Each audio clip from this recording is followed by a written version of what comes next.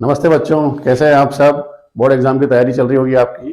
पिछले वीडियो में real number के पिछले वीडियो में हमने आपको कॉन्सेप्ट समझाए थे और कुछ एमसीक्यूज किए थे। अब इस वीडियो के अंदर हम रियल नंबर के कुछ और क्वेश्चंस को देखेंगे, जिससे आप अब अपने कॉन्सेप्ट और अच्छी तरह से कर सकते हैं और क्वेश्चंस को अच्छे से हल कर पाएंगे। क्वेश्चन नंबर फर्स्ट लेते हैं हम। बच्चों, कुछ ऐसे बड़े नंबर्स दिए जा सकते हैं जिनके हमको प्राइम फैक्टराइजेशन करने होते हैं। तो पहला बड़ा नंबर है जैसे 5500, इसके प्राइम फैक्टराइजेशन करेंगे 5000। तो इसमें सबसे पहले 5 से डिवाइड हो रहा है ये 1001। अब ये बड़ा नंबर है तो 5 के बाद नेक्स्ट जो हमारा प्राइम नंबर है वो 7 नंबर है। 7 से डिवाइड करके देखेंगे तो 7 से डिवाइड करेंगे 1 टाइम डिवाइड होगा 30, 4 टाइम 7 से डिवाइड करेंगे 7 1 जा 7, 3 हो गया 30, 7 4 जा 28, 2 21, 7 3 जा 21। अगेन इसको 7 के बाद ये होगा 11। 11 से हम डिवाइड करेंगे 11 1 जा 11, 3 33, 3 जा। अगेन 13 से डिवाइड होगा 1 टाइम। इसके प्राइम फैक्टराइजेशन हो जाएंगे 5005 is equal to 5 multiply 7 multiply 11 multiply 13। इसी तरह से जब हम इस नंबर के यहाँ पर 7429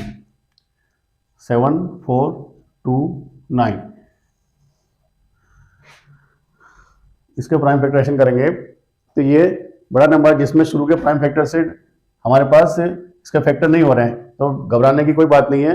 हम थोड़ा बड़े नंबर से प्राइम फैक्टर करेंगे। यहाँ पर सबसे पहले उसका होगा 17 से डिवाइड होगा ये 17 4 जा 68, 7 जा 39। अगेन ये 17 के बाद ये 19 से होगा 19 2 जा 38, 5 हो गया 19 3 जा 57, ये 23 से होगा 1। तो यहाँ इसके प्राइम फैक्टर्स होंगे 7429 is equal to 11 multiply 19 multiply 23। तो बच्चों यहाँ इसको समझाने का मतलब ये है कि आप घबराएं नहीं। ऐसा नहीं लगे कि आपको भी प्राइम फैक्टर से हो नहीं रहा। अगर कम प्राइम फैक्टर छोटे प्राइम फैक्टर से नहीं हो रहा है तो उससे एक बड़ा प्राइम फैक्टर, उससे एक बड़ा प्राइम फैक्टर, ऐसे अगर आप करेंगे तो ये निश्चित रूप से आपको प्राइम फैक्टराइजेशन हो जाएगा। इससे नेक्स्ट क्वेश्चन लेंगे हम। अब बच्चों हम आज जो भी क्वेश्चन ले रहे हैं सब पिछले साल कभी न कभी बोर्ड के पेपर में आए हुए क्वेश्चन है, इसलिए आप बहुत ध्यान से इनको सीखें, अच्छा करें इनको। हमारे पास नेक्स्ट क्वेश्चन है find the LCM and HCF of 15, 18 and 45। ये बहुत आसान लगेगा लेकिन जब इसको करेंगे तो प्रैक्टिस हो जाएगी आपकी। तो पहले यहाँ पर 15 के फैक्टर करेंगे 3 जा 5, 5 जा 1। इसी तरह 18 के फैक्टर करेंगे 2 जा 9, 3 जा 3 एंड 3 जा 1। देन 45 के फैक्टर करेंगे 3 जा 15, अगेन 3 जा 5, 5 1 जा 5। यहाँ हमारे पास 15 के फैक्टर हैं 3 पावर 1 एंड 5 पावर 1। 18 का फैक्टर हमारे पास 2 पावर 1 एंड 3 पावर 2। 45 के फैक्टर है हमारे पास 3 पावर 2 एंड 5 पावर 1। इन तीनों का एचसीएफ फाइंड करेंगे यहाँ पर। तो एचसीएफ हमने पिछली वीडियो में सीखा है। एचसीएफ हमेशा जो भी कॉमन फैक्टर होता है इनके कॉमन फैक्टर का लीस्ट पावर लेंगे। यहाँ कॉमन फैक्टर हमारा इन तीनों में आ रहा है, यहाँ भी 3 आ रहा है, यहाँ भी 3 आ रहा है और यहाँ भी 3 आ रहा है। तो इन तीनों में केवल एक ही कॉमन फैक्टर आ रहा है और इसकी लीस्ट पावर है 3 की पावर 1। यहाँ एचसीएफ हमारा का 3 पावर 1 इज इक्वल टू 3। इसलिए हम इसका एलसीएम फाइंड करेंगे। एलसीएम में जो कॉमन फैक्टर है उसकी लिस्ट बड़ी पावर लेंगे। हमारे पास कॉमन फैक्टर यहाँ 3 है, इसकी बड़ी पावर हो जाएगी 3 पावर 2 मल्टीप्लाई, और जो कॉमन फैक्टर है उनके अलावा जो फैक्टर है उनको भी लेना है। तो यहाँ हमारे पास दूसरा फैक्टर यहाँ पर 2 है, 2 पावर 1 एंड 5 पावर 1।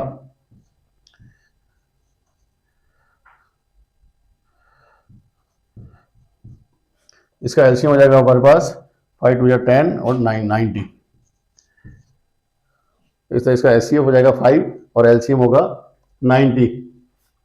तो ये सब कॉन्सेप्ट, इससे हमारे कॉन्सेप्ट क्लियर होंगे कि एचसीएफ और एलसीएम कैसे फाइंड करते हैं। जब भी एचसीएफ फाइंड करना है तो हमको देखना है इन तीनों में जो कॉमन आ रहा है उसकी लिस्ट पावर लेंगे, और जो एलसीएम है, जब एलसीएम निकालेंगे तब इन तीनों में जो कॉमन आ रहा है उसकी बड़ी पावर लेंगे, साथ ही साथ उसके अलावा जो भी फैक्टर आ रहे हैं या अलावा जो भी प्राइम नंबर आ रहे हैं उन सब की भी बड़ी पावर लेंगे। इस तरह से इसका एलसीएम आएगा 90। तो बच्चों नेक्स्ट क्वेश्चन करेंगे हम। नेक्स्ट क्वेश्चन हमारे पास है using fundamental theorem find HCF and LCM of 26, 51 and 91। सबसे पहले हम इनके प्राइम फैक्टर करेंगे। 26 का प्राइम फैक्टर करेंगे, 2 से डिवाइड होगा ये 13 से डिवाइड होगा 1 टाइम। इस तरह 51 को डिवाइड करेंगे, 51 डिवाइड होगा 3 से, 3 1 जा 3 2 21 7 टाइम, देन 17 से करेंगे 1 टाइम। इस तरह 91 को करेंगे हम। 91 में 7 से डिवाइड होगा 1 और 3 13 एंड 13 1 जा 13। इसके प्राइम फैक्टराइजेशन लिखेंगे हम।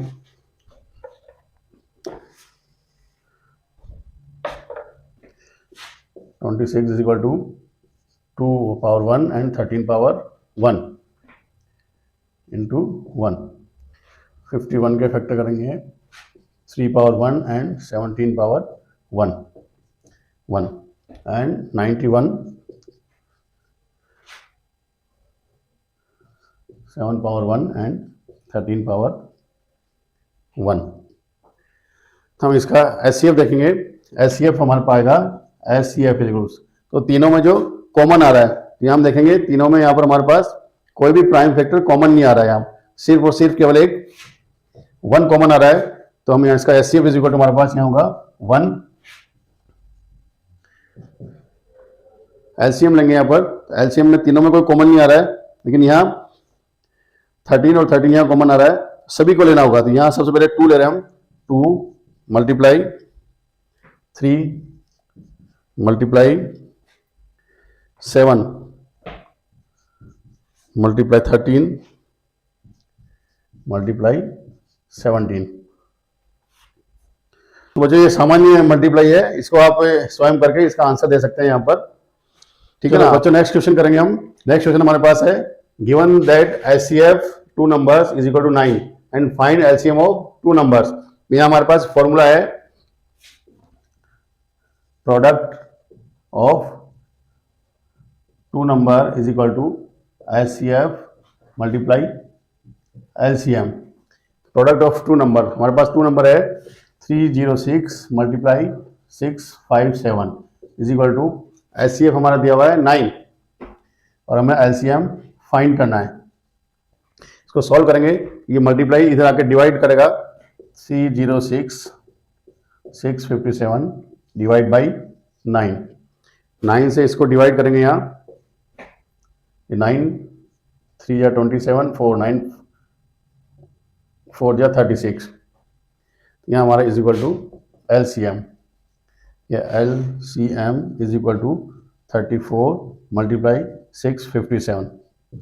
इसको जब हम मल्टीप्लाई करेंगे, इसको मल्टीप्लाई करने पर हमारे पास नंबर आएगा 22,338। आप डायरेक्ट मल्टीप्लाई करके देख सकते हैं ये नंबर आ रहा है या नहीं आ रहा है। तो इस तरह से आपके पास कोई भी 2 नंबर दिए हुए हैं और उसमें से कोई एक एलसीएम दिया हुआ है या एचसीएफ दिया हुआ है। यहाँ हमारे पास एचसीएफ दिया हुआ है, इसलिए हमने यहाँ इसको 9 को इधर डिवाइड कर दिया। अब और भी कोई डिजिट हो जो 2 नंबर हो और आपको एलसीएम या एचसीएफ फाइंड करना हो, इसमें से एक एलसीएम या एचसीएफ दिया हुआ हो, तो इस तरीके से हम फाइंड कर सकते हैं एलसीएम या एचसीएफ कुछ भी। वो तो नेक्स्ट क्वेश्चन लेंगे हम। नेक्स्ट क्वेश्चन हमारे पास है show that 12 power n can and with the digit 0 for any natural number.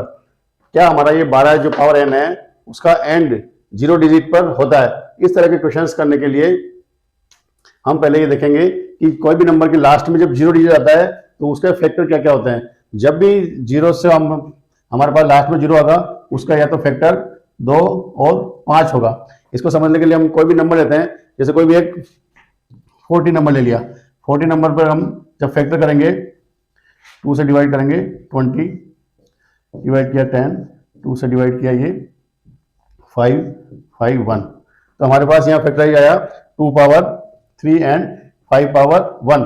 तो जब भी जो भी नंबर है वो एंड अगर 0 से करता है तो उसके प्राइम फैक्टराइजेशन के अंदर या तो 2 और 5 दोनों आएंगे। लेकिन जब हमारे पास गिवन नंबर है 12n, जब इस 12 को हम फैक्टराइज करते हैं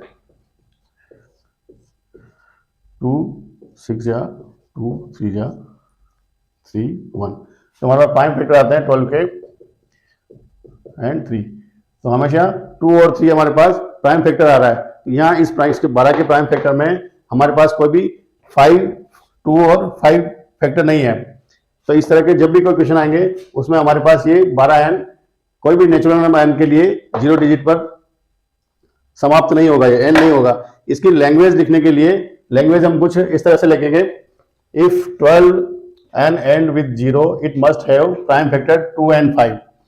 जब भी ये 12n अगर 0 पर समाप्त होता है तो इसके अंदर 2 और 5 दो फैक्टर होने चाहिए, लेकिन but the prime factor of 12n have only 2 and 3 factor. लेकिन जब हम 12 का प्राइम फैक्टराइजेशन करते हैं तो इसमें 2 और 3 प्राइम फैक्टर आते हैं। द uniqueness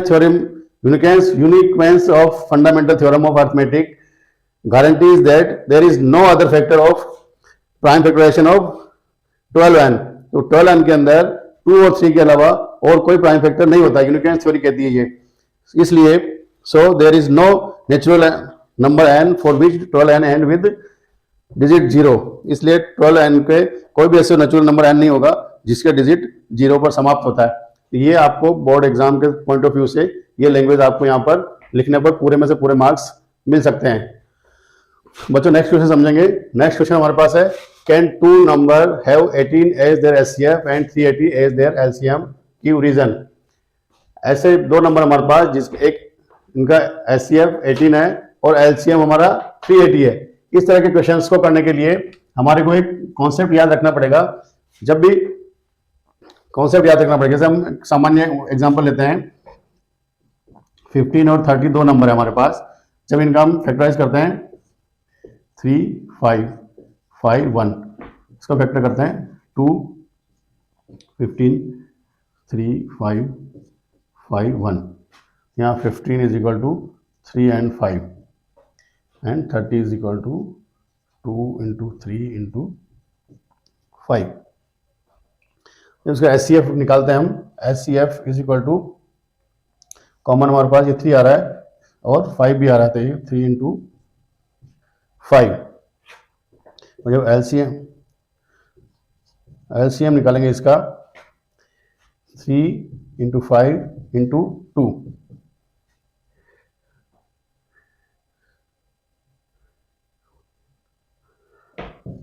$15 और इसका एलसीएम आ रहा है ये 30। अब इसमें हमारे पास एक कॉन्सेप्ट आ रहा है यहाँ पर, जब भी एलसीएम होगा वो एचसीएफ का फैक्टर होगा। सॉरी, हमारा एचसीएफ जो भी होगा वो ये 30 का फैक्टर होगा। इसी तरह से इस नियम को यहाँ उपयोग करें तो हमारा यहाँ पर एलसीएम हमारा 380 है, इस 380 का फैक्टर हमारा 18 होगा। जब हम इसको फैक्टर देखेंगे, इसको डिवाइड करेंगे, 380 डिवाइड बाई 18, 2 जा 36 2 20। लेकिन यहाँ हम इसको चेक कर रहे तो मालूम पड़ रहा है कि ये 380 का फैक्टर नहीं है।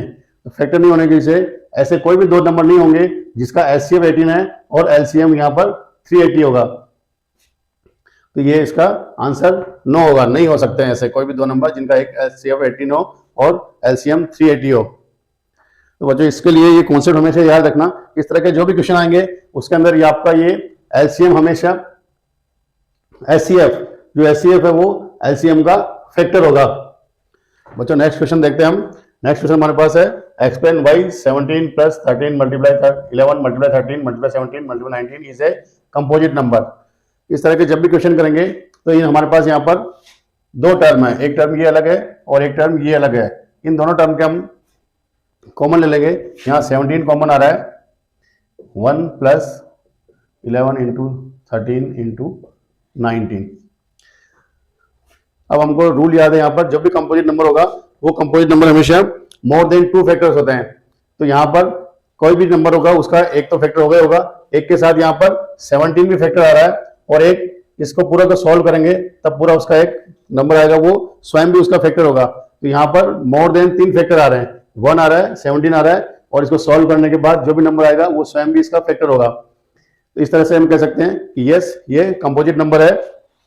इसके लिखना है since the given number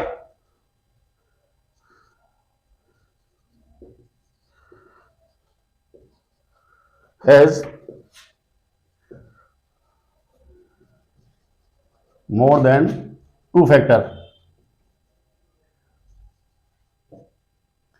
more than 2 factor,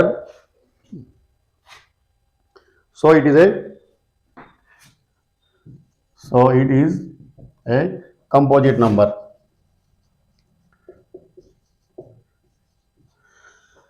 बच्चों ये एक एग्जांपल है, इस तरह के और भी कोई भी क्वेश्चन आएंगे तो सभी में यही नियम अपनाएंगे। जैसे हमारे पास एक क्वेश्चन और है, कुछ भी लेंगे हम 5 मल्टीप्लाई 7 मल्टीप्लाई 11 प्लस 7, यहां भी हमारे पास सेम क्वेश्चन ये कही है, यहां भी ये 2 टर्म हो रही है, इन दोनों में हमारे पास 7 कॉमन आ जाएगा, 5 इंटू 11 प्लस 1। तो इस तरह से यहाँ भी ये हमारे 3 फैक्टर बनेंगे, एक सभी का फैक्टर होता है, 7 यहाँ दूसरा फैक्टर है, और इसको सॉल्व करने पर जो संख्या आएगी वो स्वयं भी इसका फैक्टर होगी। तो ये हमारे पास इसलिए यहाँ मोर देन 2 फैक्टर आ रहे हैं, ये कंपोजिट नंबर कहलाएगा। इस तरह के जो भी क्वेश्चन आएंगे उसमें केवल डिजिट बदलेंगे, आपको लिखना यही सब है और इसी तरह से करना है। बच्चों नेक्स्ट क्वेश्चन लेते हैं। नेक्स्ट क्वेश्चन हमारे पास है, what is the smallest number which when divided by 144 180 and 92 leaves remainder 3 in each. हमारे पास एक कोई भी what is the smallest number, ऐसा कौन सा स्मॉलेस्ट नंबर है विच व्हेन जब उसको डिवाइड करते हैं इससे इससे और इनसे, इन तीनों से, तो हमारे पास रिमाइंडर 3 बचता है। इस तरह क्वेश्चन करने के लिए सबसे पहले हम इन तीनों का एलसीएम फाइंड कर लेंगे। इसका एलसीएम फाइंड करने के लिए फैक्टराइज करेंगे, 2 से डिवाइड होगा 7 2, अगेन 2 से डिवाइड होगा 3 6, 2 से डिवाइड होगा ये 18, 2 से डिवाइड यहाँ 9, 3 से डिवाइड हो रहा है ये 3 से डिवाइड 1, तो यहाँ 180 को डिवाइड करेंगे, 2 से डिवाइड हो रहा है ये 90, 2 से डिवाइड करेंगे 4 5, अगेन 3 से डिवाइड होगा 1 5, 3 से डिवाइड 5 एंड 5 से डिवाइड 1, 192 को डिवाइड करेंगे, फैक्टर करेंगे, 2 से फैक्टर कर रहे हैं यहाँ, 9 जा 18 डबल 6 जा, 2 से डिवाइड करेंगे 4 जा 6 8 जा, यहाँ 2 से डिवाइड होगा अगेन 2 जा 4, अगेन 2 से डिवाइड होगा ये 12, 2 से डिवाइड करेंगे यहाँ 6, अगेन 2 से डिवाइड होगा ये 3 एंड 3 से डिवाइड होगा 1। यहाँ हम ये फैक्टर लिखेंगे, यहाँ 144 is equal to 1 2 3 4, 2 power 4 multiply 3 power 2, 180 का करेंगे, 2 power 2 and 3 power 2 and 5 power 1 and 192, 1 2 3 4 5 6, 2 power 6 multiply, इन तीनों का एलसीएम फाइंड करेंगे। एलसीएम फाइंड करने पर जो कॉमन आ रही है फैक्टर, उस कॉमन में बड़ी पावर लेंगे, तो ये 2 पावर 6 यहाँ मल्टीप्लाई 3 पावर 3 एंड मल्टीप्लाई जो नहीं है, कॉमन नहीं है उसका 5 power 1, 2 power 6 3 power 3 and 5 power 1, 2880। इसका एलसीएम आ रहा है यहाँ 2880। अब ये 2880 इसको डिवाइड कर रहा है, लेकिन हमारे को क्वेश्चन जो पूछा है वो पूछा है स्मॉलेस्ट नंबर जिसमें रिमाइंडर 3 बचता है, तो हम रिमाइंडर 3 बचने के लिए ये जो हमारे पास एलसीएम आया, इस एलसीएम में हम एलसीएम में +3 कर देंगे, तो हमारा रिक्वायर्ड नंबर आ जाएगा।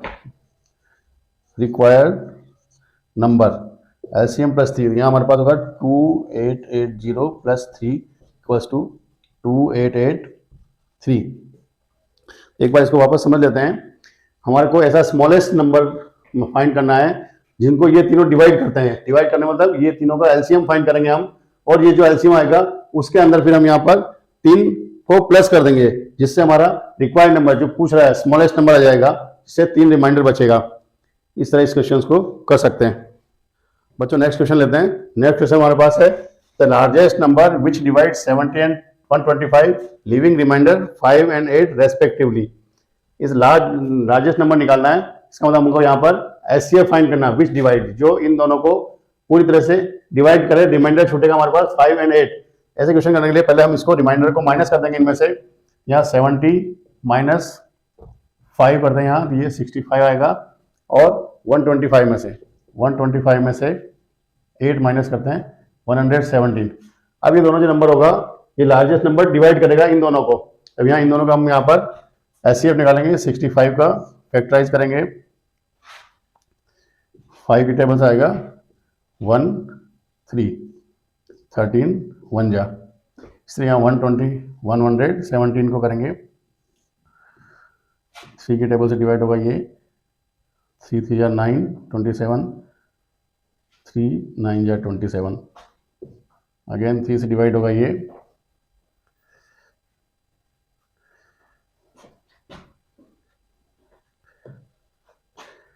3 से डिवाइड होगा 13 1 जा। 65 equals to 5 1 and 13 power 1 and 117 is equal to 3 power 2 and 13। या एचसीएफ फाइंड करना है। एचसीएफ हमारा होता है सबसे कॉमन जो आ रहा है उसकी लोवेस्ट टर्म। यहाँ कॉमन हमारा यहाँ पर कॉमन फैक्टर 13 आ रहा है, तो 13 हमारा एचसीएफ हो जाएगा। The largest number required number is 13। बच्चों नेक्स्ट क्वेश्चन समझते हैं। नेक्स्ट क्वेश्चन हमारा prove that √5 is irrational number.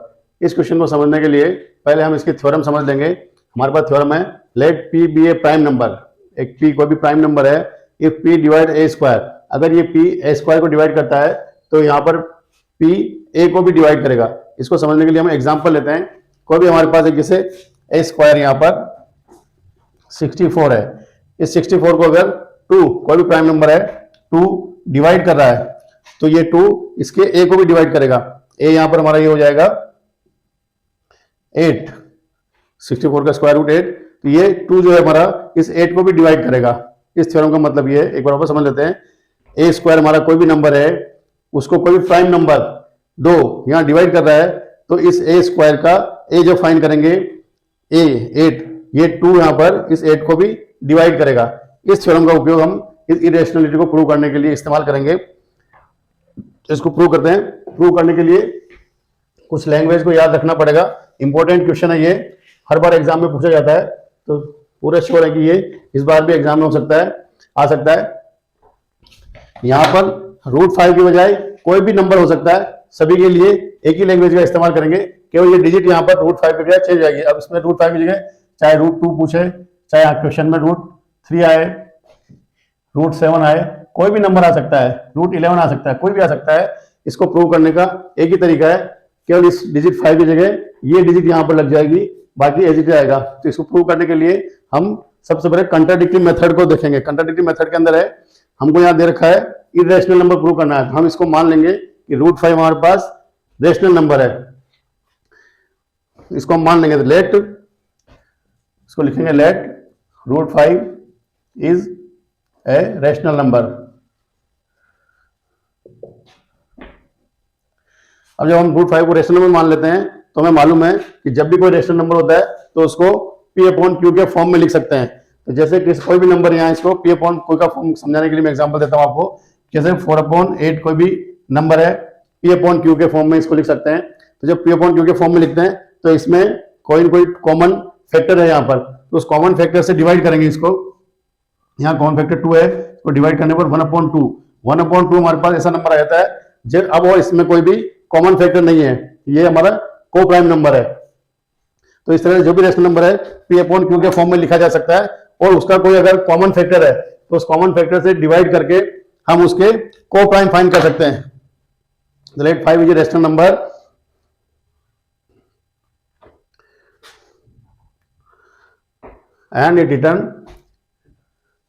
and it can be written in form of P upon Q, और इस पी एंड क्यू का कोई भी कॉमन फैक्टर हो, and P and Q have any common factor, then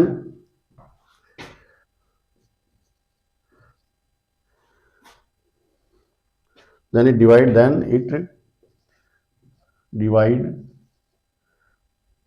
it by common factor and get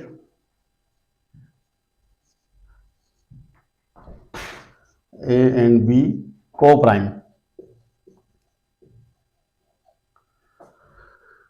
next step आ जाएगा हमारा √5 equals to A upon B, where A and B are co-prime.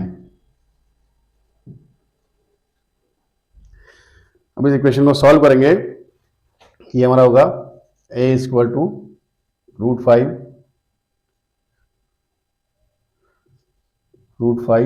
B। इसमें अब both side square करेंगे, squaring both side,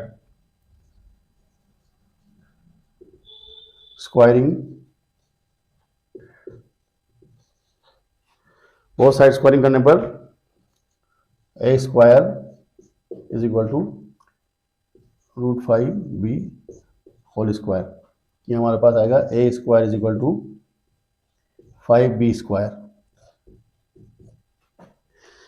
अब यहां हमारा A square का एक फैक्टर यहां पर 5B स्क्वायर है, तो 5 यहां पर A स्क्वायर को डिवाइड कर रहा है, तो यहां हम लिखेंगे 5 divide A square, then 5 divide A also, 5 divide A also. यहाँ नीचे जगह कम बचती है तो हम यहाँ इसको ऊपर ले रहे हैं, ऊपर मिटा करके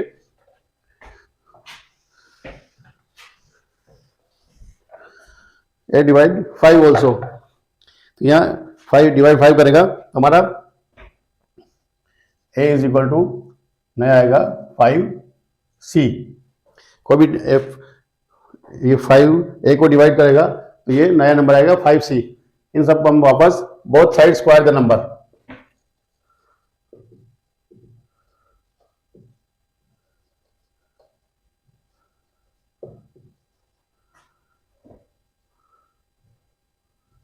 A square is equal to 5C square. ये बनेगा A square is equal to 25C square.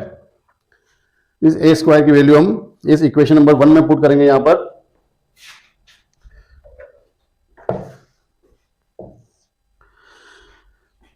ये हमारे पास इक्वेशन नंबर 1 है, यहां पर A square is equal to 5B square. यहाँ A स्क्वायर की वैल्यू यहाँ 25C स्क्वायर पुट करेंगे, ये होगा यहाँ पर 25C square is equal to 5B square. 5 को डिवाइड होगा ये, यहाँ पाएगा 5C square is equal to B square. ये B square is equal to 5C square. अब यहाँ पर हमारा ये B स्क्वायर को ये 5 डिवाइड कर रहा है, ये 5 divide B square, then 5 divide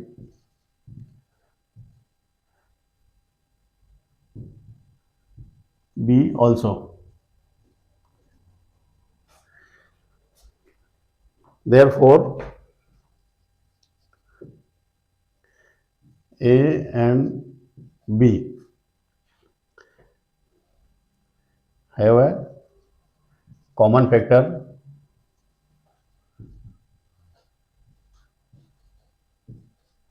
यहाँ हमारा A और B का एक कॉमन फैक्टर 5 आ रहा है, लेकिन जब हमने ऊपर यहाँ देखा था हमने A और B ऐसे लिए थे जो को प्राइम थे, उनमें कोई फैक्टर नहीं आ रहा था A के अलावा। लेकिन जब हम यहाँ आते हैं तो हम देखते हैं कि A और B का एक और प्राइम फैक्टर आ रहा है, 5 आ रहा है। तो ये इसलिए आ रहा है क्योंकि हमने जो एजम्पशन किया या हमने जो मान लिया था कि A इज रेस्ट, ये √5 इज ए रेशनल नंबर, वो एजम्पशन हमारी गलत है।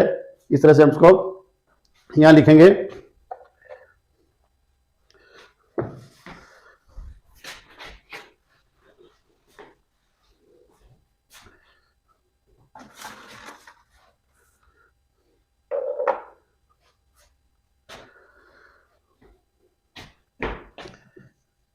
This contradiction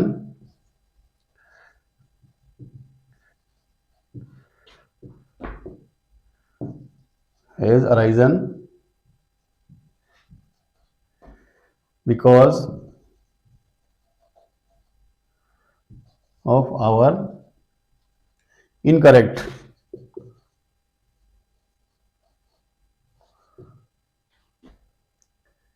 assumption.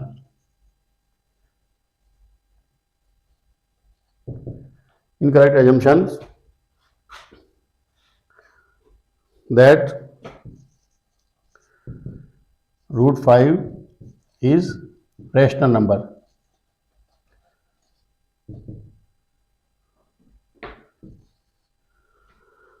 That 5 is a rational number.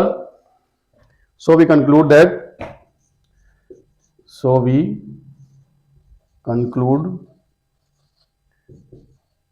that root 5 is irrational. इस तरह से इसको कंट्राडिक्शन मेथड से हम रूट 5 को इरेशनल प्रूव कर सकते हैं। ये बहुत इंपॉर्टेंट क्वेश्चन है। इस क्वेश्चन के अंदर कोई भी डिजिट आए यहाँ रूट 5 की जगह root 2, root 3, root 6, root 7, root 8 कुछ भी आ सकती है। तो हमको केवल यहाँ पर जहाँ जहाँ 5 आ रहा है वहाँ जो डिजिट पूछी जाती है वो लिखनी है हमको। बाकी जो लैंग्वेज है वो सब ऐसे कैसे लिखनी है सेम। और इस तरह से ये क्वेश्चन को आसानी से हल किया जा सकता है। भाई इसमें आपको ये लैंग्वेज याद रखनी पड़ेगी। थोड़ा घर पे प्रैक्टिस करेंगे इसकी तो आपको लैंग्वेज अच्छी तरह से याद हो जाएगी। तो आपको इसमें एग्जाम में अगर ये क्वेश्चन आता है तो इसमें आप फुल मार्क्स ला सकते हैं।